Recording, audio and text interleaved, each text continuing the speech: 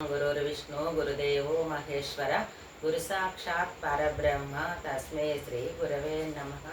रामचंद्रं गुरो शिष्यं शांतानंददीक्षितं द्वैदोषरहितपूर्णं శ్రీనరసింహారావార్యం గురుమదే। యూట్యూబ్ ప్రేక్షకులందరికీ నమస్కారం। నేను సావిత్రితో సత్య మార్గము అనే యూట్యూబ్ ఛానల్లో ఈరోజు నేను చెప్పబోయే టాపిక్ కాంతము, కనకము, కీర్తి, కుర్చి, ఈ 4 గురించి చెప్పబోతున్నాను। ఈ మన లోపల మార్పు తెచ్చుకునేటువంటి పద్ధతులు చెప్తాను। ఆత్మస్వరూపాన్ని పొందాలంటే అంతఃకరణ శుద్ధిగా ఉండాలి। అంతఃకరణ శుద్ధి కోసమే ఈ కాంతము, కనకము, కీర్తి, కుర్చి అనే 4 పదాలు। కాంతము అంటే పరశ్రీ వ్యామోహం ఉండకూడదు। పురుషులకి పరశ్రీ వ్యామోహం ఉండకూడదు, స్త్రీలకు పరపురుషుని వ్యామోహం ఉండకూడదు। అలా ఉన్నటువంటి రావణాసురుడికి అన్ని మంచి లక్షణాలు ఉన్న సీత మీద వ్యామోహంతో వాళ్ళ కుటుంబం అంతా ఖరాబ్ అయిపోయింది, అంతా నష్టం చేసుకున్నాడు। కొడుకులను, అన్నదమ్ములను అందరినీ పోగొట్టుకున్నాడు, సర్వనాశనం అయిపోయాడు రావణాసురుడు। ఒక్క దుర్గుణం వల్ల అన్ని మంచి లక్షణాలు ఉన్న ఆయన కూడా ఖరాబ్ అయిపోయింది। అదేవిధంగా కాంతము అని అంటే ఇటువంటిది ఉండొద్దు అన్నమాట, ఎప్పుడు శుద్ధంగా ఉండాలి మనసు। కాంతము, కనకం అంటే పరుల యొక్క ధనం కావాలి అని ఆపేక్ష ఉండొద్దు, పరుల ఆశించొద్దు, పరుల సొమ్ము కావాలని అట్లా ఆశించి తనకు ఉన్నంతలో ఆ భగవంతుడు ఏది ఇస్తాడో అదే ప్రసాదంగా జీవితం గడపాలి, పరుల ధనాన్ని కోరొద్దు అన్నమాట। అయితే ఇలా కోరినటువంటి దుర్యోధనుడు పాండవులకు ఏం ఉండొద్దు, మొత్తం నాకే కావాలి అంటే 5 ఊళ్ళు ఏమన్నా నేను ఇయ్యా అంటాడు, మొత్తం అంతా వాళ్ళ యొక్క ధనమంతా నేనే తీసుకోవాలి అనుకునే దుర్బుద్ధితో ఉన్న దుర్యోధనుడు తమ్ముళ్ళను ఓడగొట్టుకున్నాడు, అందరినీ పోగొట్టుకుంటూ ఆయన కూడా సర్వనాశనం అయిపోయాడు। దుర్బుద్ధి ఆ గుణం ఉండుట్లా, కనకము అనే ఆపేక్ష ఉండుట్లా, అదే తనకున్నంతలో సంతోషపడాలి తప్ప ఎదుటి వాళ్ళది కావాలనే ఆపేక్ష ఉండకూడదు అనమాట। అది కాంతం, ఇది కనకము। కీర్తి కోసము చేయొద్దు పనులు। మనకు భగవంతుడు ఇచ్చినటువంటి మానవ శరీరము, దీనితో మనకు సత్కర్మాచరణ చేయాలి, మనకు ఉన్నంతలో మనం చేయగలిగినంతలో చెయ్యాలి, ప్రతిఫలం ఆశించకుండా చేయాలి।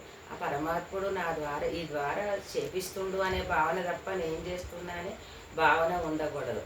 నేను నాదనే భావన ఉండే సక్కల్లా మనకు అంతఃకరణ శుద్ధిగా ఉండదు। దాని గురించి చిన్న ఉపమానం చెప్తా। ఒక ధనవంతుడు ఉండేవాడు, ఈ ధనవంతుడుతో ఒక ఆధ్యాత్మిక పరుడు స్నేహితుడు ఉండేవాడు ధనవంతునికి। ఎవరి బుద్ధి వాళ్ళకు ధనవంతునికేమో ధనం మీద ఆపేక్ష తప్ప వేరే ఉండదు, నేను భార్య పిల్లలు నేను చెప్పినట్టు వింటూరు, నాకు ధనం ఉంది, నాకు అన్ని ఆస్తిపాస్తులు ఉన్నాయని అది ఆ లక్షణం తప్ప వేరే దైవ ధ్యాస ఉండేది కాదు। ఈ ఆధ్యాత్మిక పరుడు ఈయనకి ఎప్పుడు దైవ చింతనతోనే ఉండేవాడు, ఆయనకు స్నేహం ఏర్పడితే ఇంత డబ్బు ఉంది కదా, భగవంతుడు నీకు ఇచ్చింది కదా, ఇది దానం చెయ్యు, నువ్వు పుణ్యంగా మార్చుకో, నువ్వు పోయేటప్పుడు ఏం తీసుకుపోలేవు కదా, ఏవి వస్తువులు కంటికి కనబడేటి అన్నీ కాలగర్భంలో కలిసిపోయేటి, నీకు ఉన్నంతలో నువ్వు దాన ధర్మం చేసుకో, నీకు డబ్బు ఇచ్చిన భగవంతుడు అని చెప్తే ఈయన చెప్పంగా ఓసారి బుద్ధి పుట్టింది, సరే చేస్తాను అని ఇక దానం చేసిండు। వస్త్రదానము, సువర్ణదానము, అన్నదానము, ఎన్నో రకరకాల దానాలు చేసిన తర్వాత ఆయనకి ఏమనిపించిందంటే, నేను ఇంత దానం చేసినా కదా, నాకు సన్మానం చేస్తే బాగుండు అనిపించి వాళ్ళతో అన్నాడు, నాకు ఇంత చేసినా కదా, ఇన్ని దానాలు చేసినా కదా, నాకు సన్మానం చేస్తలేరు మీరు అన్నాడు। సరే ఆయన కోరుకుంది కదా అని చెప్పి స్టేజ్ ఏర్పాటు చేసి, సింహాసనం వేసి కూర్చోబెట్టి, శాల్వ కప్పి, దండేసి శాల్వ కప్పి సప్పట్లు కొట్టేది, సన్మానం అయిందంట। అయితే సరే అయిపోయింది, కొన్ని ఏళ్ళు అయిన తర్వాత ఆయన కాలం చేసిండు, చనిపోయాడు। పోతే యమభటులు తీసుకుపోతున్నారు, నన్ను ఈడికెందుకు తీసుకొస్తుర్రు, నేను ఎంతో దాన ధర్మాలు చేసిన, ఎన్నో మంచి పనులు చేసిన, నాకు నువ్వు ఇక్కడ ఎందుకు తీసుకొస్తుర్రు అంటే, లేదు నువ్వు చేసింది ఇలా ఖాతాలో లేదు అంటాడు అనమాట చిత్రగుప్తుడు। లేదు నేను చేసిన చూడు అంటాడు। చూసేసరికల్లా వాళ్ళు ఏముంటుందంటే, సన్మానం నువ్వు దాన ధర్మాలు చేసినావు అన్నీ, దానివల్ల నువ్వు ప్రతిఫలం ఆశించినావు, సన్మానం కోరుకున్నావు, కోరుకుంటే వాళ్ళు సన్మానం చేసారు. ఒక్క 4 వంతుల పుణ్యం నీకు ఉందనుకో, అందులో నీకు కచేరీ ఏర్పాటు చేసి, స్టేజ్ ఏర్పాటు చేసి, కుర్చీ మీద సింహాసనం మీద కూర్చోబెట్టేసరికల్లా సగం పోయింది వాళ్ళకి, 2 వంతులు పోయింది. కుర్చీలో పెట్టే వరకల్లా, స్టేజ్ ఏర్పాటు చేసే వరకల్లా పావుమందం పోయింది, ఒక భాగం పోయింది. కూర్చోబెట్టే వరకల్లా 2వ భాగం పోయింది. శాల్వా కప్పేసరికల్లా 3వ భాగం పుణ్యం పోయింది.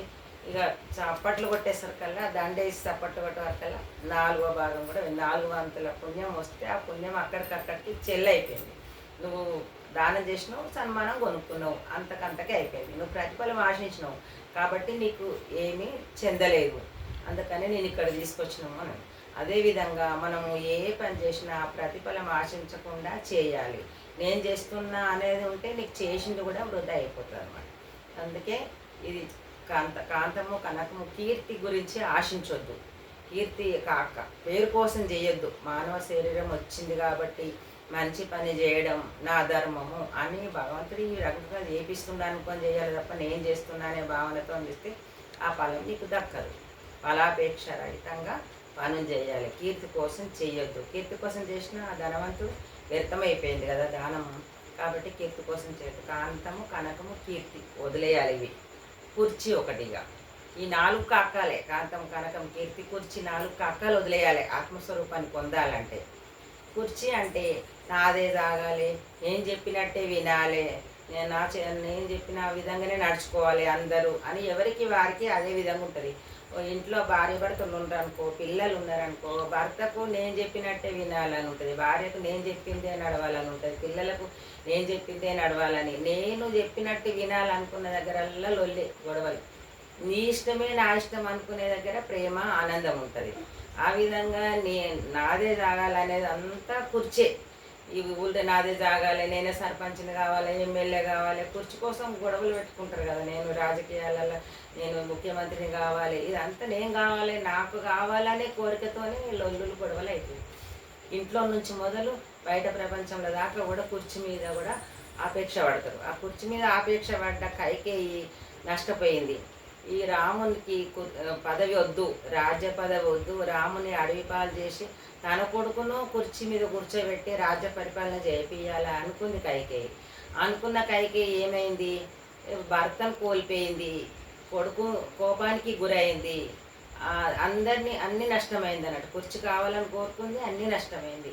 కాబట్టి నాదే కావాలి, నేను చెప్పినట్టే వినాలి అనుకునేది ఉండొద్దు అనమాట. ఉండకుండా ఉండాలి. దానికి ఒక చిన్న ఉపమానం చెప్తాం. ఈ రాకాసిపేట అనే ఊరు ఉంటుంది. అక్కడ ఒక రాక్షసుడు ఉండేవాడు. ఇష్టం వచ్చినట్టు అందరినీ తినేవాడు. తింటుంటే ఊరంతా ఏం చేశారంటే, ఇట్లా కాదు, నీకు రోజు ఒకళ్ళం వస్తాం, నీకు ఆహారంకి ఇష్టం వచ్చినట్టు తినొద్దు మమ్మల్ని అని చెప్పి రోజు ఒక బండెడు కుడుములు, ఒక 2 ఎడ్లు, ఒక మనిషి అట్లా పోయి వారి ఆహారంగా పోయేవాళ్ళు. వాళ్ళు అక్కడికి పాండవులు పోయినారు అనమాట. అప్పుడు వనవాసం చేసినప్పుడు కుంతీదేవి 5 కొడుకులు తీసుకొని వనవాసం పోయినప్పుడు అక్కడ ఉన్నారు. బ్రాహ్మణుల ఇంట్లో ఉన్నారు. వాళ్ళు ఉన్నప్పుడు ఆ బ్రాహ్మణ ఇంటికి ఆ రోజు వాళ్ళ వంత వచ్చినాడు. ఈరోజు వాళ్ళు పోయేది ఉంటుంది, బ్రాహ్మణులు ఇంటి ఓనర్ వాళ్ళు పోయేది ఉంటుంది అనమాట. అయితే వాళ్ళు ఎంతమంది అంటే భార్య భర్త కొడుకు కోడలు 4 ఉంటారు ఆ కుటుంబంలో. ఎప్పుడైనా అప్పుడు ఏదైనా సమస్య వస్తే గుట్టుగా మాట్లాడుకొని ఆ సమస్యను శాంతంగా పరిష్కరించుకునేవాళ్ళు. అప్పట్లో బయట పెట్టకుండా వాళ్ళే శాంతరూపకంగా పరిష్కారం చేసుకునే వాళ్ళ కాలంలో. అదేవిధంగా అప్పుడు వాళ్ళు అట్లా పరిష్కారం మాట్లాడుకుంటారు. ఈ కుంతీదేవి పక్కన ఉండి వింటదనమాట. వీళ్ళు ఏం మాట్లాడుతుర్రు, ఏదో బాధపడుతున్నట్టున్నారు అని వింటుంటుంది. వాళ్ళు ఆ రోజు ఏం మాట్లాడుకుంటాడు, ఇంటికి యజమాని ఏమంటాడంటే, నేను రేపు రాక్షసునికి ఆహారంగా పోతున్నాను, పిల్లలను జాగ్రత్త చూసుకో, ఇల్లు జాగ్రత్త చూసుకో అని భార్యకి చెప్తున్నాను అనమాట. చెప్తుంటే భార్య ఏమంటుందంటే, వద్దండి నువ్వు ఓపు, భర్త లేని బతుకు నాకెందుకు, నువ్వే ఉండు, పిల్లలను చూసుకో, నీ వంతుకు నేనే పోతా అని భార్య చెప్తుంది. కొడుకు ఏమంటాడంటే, తల్లిదండ్రిని పోగొట్టుకున్న కొడుకేనా, నేనే పోతా, మీరుండు, మిమ్మల్ని కాపాడుకొని బతుకు నాకెందుకు అని కొడుకు అంటున్నాడు. కోడలు అంటది, వద్దు మీరు ఎవ్వరు పోకండి, నేను పోతే మళ్ళీ ఇంకో పెళ్లి చేస్తే మీ కుటుంబం ఎప్పటిలా ఉంటుంది, నేనే వెళ్తా ఆహారంగా రాక్షసునికి నేనే వెళ్తాను అని కోడలు అంటది. నేనే పోతా అని అనుకుంటున్నాడు. ఒకరికొకరికి త్యాగం చేస్తారు. నువ్వు బాగుంటే చాలు నాకేమైనా సరే అలా త్యాగం చేస్తూ ఉంటారనమాట. ఇదంతా చూస్తుంది కుంతి. మీరు ఎవ్వరు పోకుండ్రి, నాకు 5గురు కొడుకులు ఉన్నారు. భీముడు శక్తి సామర్థ్యం కలవాడు, నేను ఆ భీముడిని తోలిస్తా అంటే వద్దమ్మా, నేను మా ఇంట్లో ఉన్న ఉన్నందుకు మిమ్మల్ని బలిస్తానా, అట్లా వద్దు మేము అని వాళ్ళు అంటారు. లేదు, నాకు ఆ భీముని మీద నమ్మకం ఉంది, మీరు ఎవ్వరు పోకండి, నా కొడుకును పంపిస్తా అని అప్పుడు కుంతీదేవి భీముని పంపిస్తుంది. ఆ భీముడు రాక్షసునితో యుద్ధం చేసి రాక్షసుని చంపేస్తాడు. ఊరందరూ పండగ చేసుకుంటారు రాకాశీపేటలో. అట్లా జరిగింది. అంటే అక్కడ ఆ కుటుంబంలో మనం ఏం తెలుసుకున్నామంటే, నీకోసమే నా జీవితము, నీకోసం నేను బలైపోయినా సరే తప్ప మీరు బాగుండాలి అని ఒకరికొకరు త్యాగబుద్ధితో చేసుకుంటారు అనమాట. నాదే తాగాలని లేదనలా, నీకోసమే నా జీవితం, నువ్వు బాగుండాలి అనుకుంటున్నట్టు. అదేవిధంగా మనం ఎక్కడైనా ఇళ్ళల్లో నీకోసమే నా జీవితం అనుకునే దగ్గర ప్రశాంతంగా ఆనందంగా ఉంటుంది. నాదే గెలవాలి, నాదే సాగాలి అనుకునే దాంట్లో గొడవలు ఉంటాయి. అంటే ఏడైనా అంతే. నాది నేను అనుకునే దగ్గర లొల్లి, నీ ఇష్టమే నా ఇష్టం అనుకునే దగ్గర ఆనందం. ఈ విధంగా మనకు ఎంత వీలైతే అంత మనసు మార్పు చెంది ఆ రకంగా జీవితం గడపాలి. గురుగారు ఏం చెప్పిండంటే, కొట్టాలు, ఇండ్లు, దేవాలయాలు అని చెప్పిండు. కొట్టాలంటే కొట్టాలల్లో అవి ఆవులు గేదెలు ఉంటాయి. అవి బలవంతంగా కొట్లాడుకుంటూ అందులోనే ఉంటాయి, కట్టేస్తారు. ఆ కట్టేసినందుకు అవి బయట పోరాదు, కొట్లాడుకుంటూ కూడా అందులో ఉంటాయి. అట్లా కొట్లాటలు పెట్టుకునే ఇండ్లన్నీ కొట్టాలతో సమానం అన్నాడు. ఇండ్లు ఒకరినొకరు అర్థం చేసుకొని ప్రేమ రూపకంగా ఒకరి మనసు ఒకరు అర్థం చేసుకొని సమరస్యంగా శాంతంగా ఉన్న ఇండ్లు అనడానికి అవన్నీ ఇండ్లు.